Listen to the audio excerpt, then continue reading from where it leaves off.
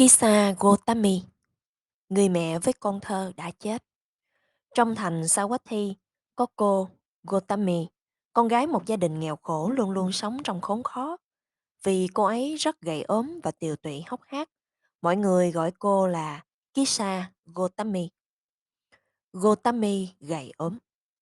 Khi nhìn cô đi đây đó gầy gò và cao liêu khiêu, họ không thể hiểu thấu được nội tâm phong phú của cô.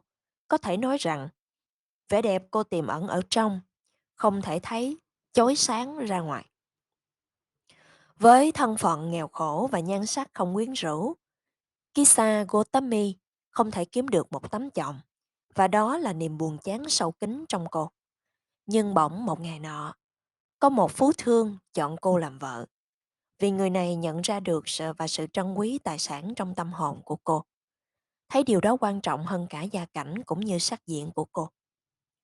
Nhưng người nhà bên chồng lại coi rẻ cô và đối xử với cô rất tệ bạc. Sự ghét bỏ này làm cô hết sức đau khổ, nhất là khi thấy người chồng yêu quý bị giằng co giữa gia đình và tình vợ chồng. Nhưng khi Kisa Gotami sanh được một bé trai, thì toàn thể gia tộc bên chồng nhìn nhận cô là mẹ của đứa con trai nói giỏi tông đường. Bấy giờ, cô thật nhẹ nhõm như trút được gánh nặng ngàn cân.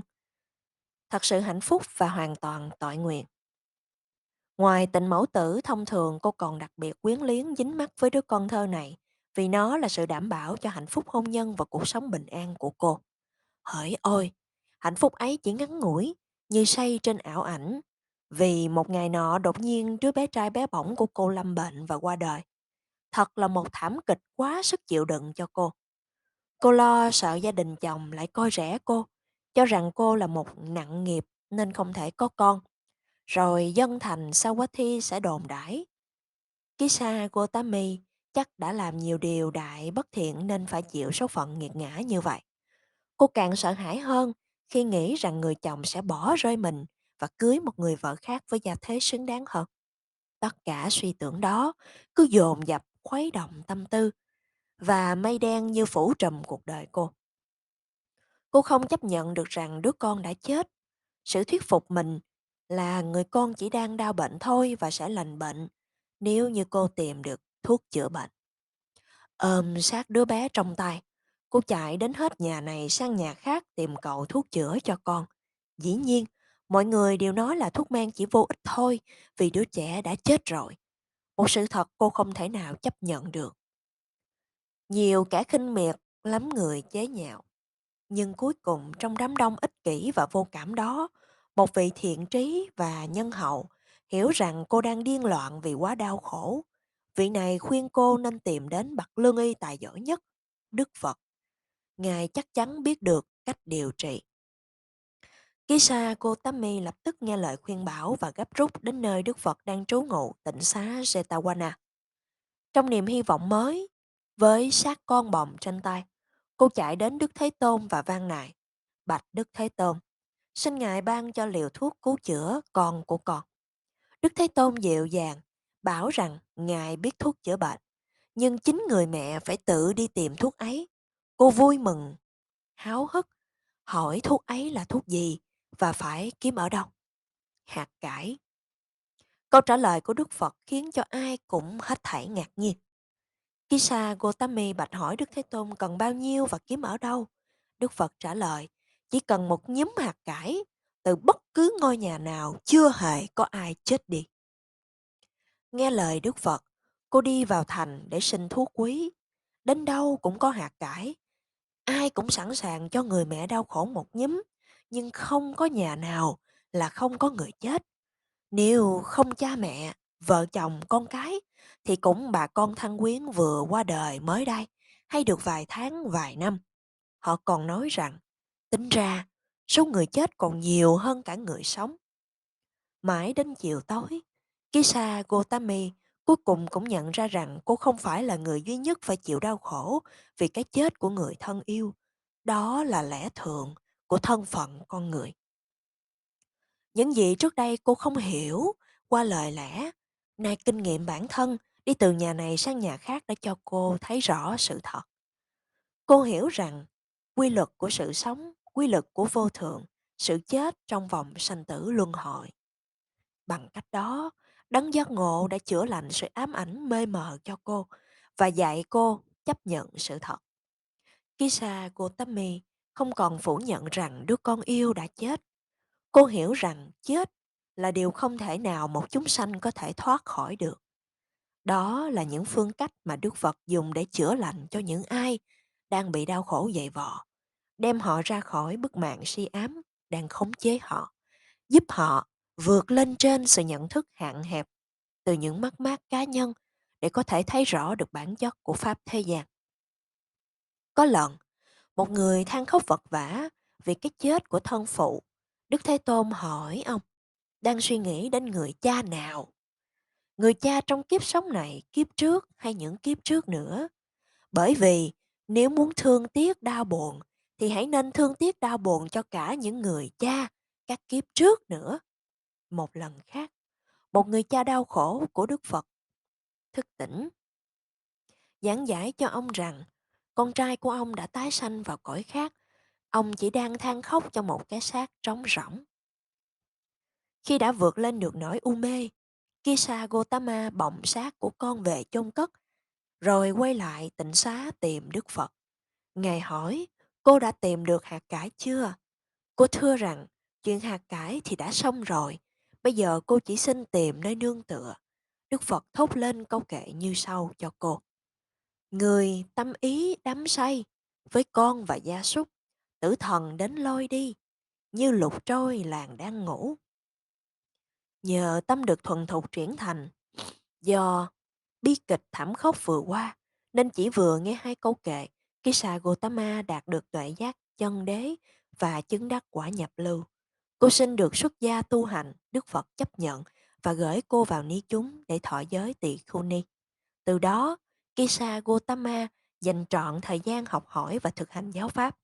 Một buổi tối, đang quan sát ngọn đèn, dầu nổ lốp bốp, ni sư chợt thấy ngọn lửa xì xèo không ngừng nghỉ, cũng giống như hiện tượng sống chết liên tục, lên xuống bể luân hồi.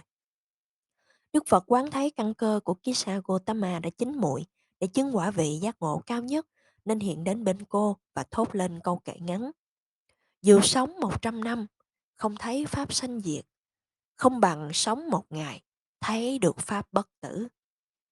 Nghe xong bài kệ này, Kisa Gotami trút bỏ mọi lậu hoặc, đắc thánh quả giác ngộ, A-la-hán. Trong trưởng lão ni kệ, Kisa Gotami mô tả niềm hân hoan mà Đức Bổn Sư đã trao truyền đến cho mình, do đó hết lời ca ngợi tình thân hữu giữa các bậc thánh cao thượng. Thế Tôn, tán dương cho thế gian, giá trị tình thân hữu cao quý, chỉ thân cận những bạn thánh thiện, mà kẻ ngu thì cũng trở thành người trí. Nên thân cận với bậc thiện trí, nhờ đó được tăng trưởng trí tuệ. Nhờ thân cận với bậc thiện trí, sẽ vượt thoát khỏi một khổ đau. Nên hiểu và chứng bốn thánh đế, khổ là gì, nguyên nhân của khổ, sự đoạn diệt của mọi đau khổ, qua sự thực hành tám thánh đạo. Kisa Gotami hiểu giá trị của tình thân hữu cao thượng từ kinh nghiệm trực tiếp của bản thân, bởi vì Đức Thế Tôn bi mẫn, người bạn cao quý nhất, đã cứu độ ni sư ra khỏi tất cả đau khổ của vọng sanh tử luân hồi. Trong các câu kệ về giác ngộ ghi trong Theri Gatha, Kisa Gotami kể lại nhiều nỗi thống khổ khác nhau của người nữ. Chỉ khi nào ta thấu hiểu được tất cả nỗi đau khổ của thân phận nữ nhân thì mới có thể nhận thức trọn vẹn lòng tri ân sâu xa của ni sư đối với Đức Phật, người đã chỉ bày cho ni sư con đường thoát khổ. Bậc điều ngự những ai cần thuần phục, đã nói lên đau thương phận nữ nhân, kiếp trồng chồng chung, cũng bao nhiêu niềm thống khổ, có bao nhiêu người chỉ một lần sanh nở, trong tuyệt vọng mẹ cắt cổ tự vẫn, kẻ yếu đuối thì đành dùng độc dược, khi chuyển dạ mà tắc nghẽn bào thai, cả mẹ con đều ở trong thảm cảnh. Câu kệ cuối cùng của Kisa Gotami trong trưởng lão ni kệ không còn là lời than khóc mà là tiếng kêu vang, niềm vui chiến thắng, diễn tả nỗi hân hoan khi tìm được sự tự do và sự giải thoát mọi khổ cảnh. Ta đã đi trọn con đường cao quý, tám thánh đạo đến vô sanh bất tử, ta nhìn vào tấm gương chánh pháp và từ đó cho thân ta chứng đắc. Niết Bàn. Mũi tên đã rút ra, gánh nặng đã đặt xuống, ta làm xong những gì cần làm. Trưởng lão Ni Kisa Gotama thốt lên kệ này với tâm thức đã hoàn toàn giải thoát.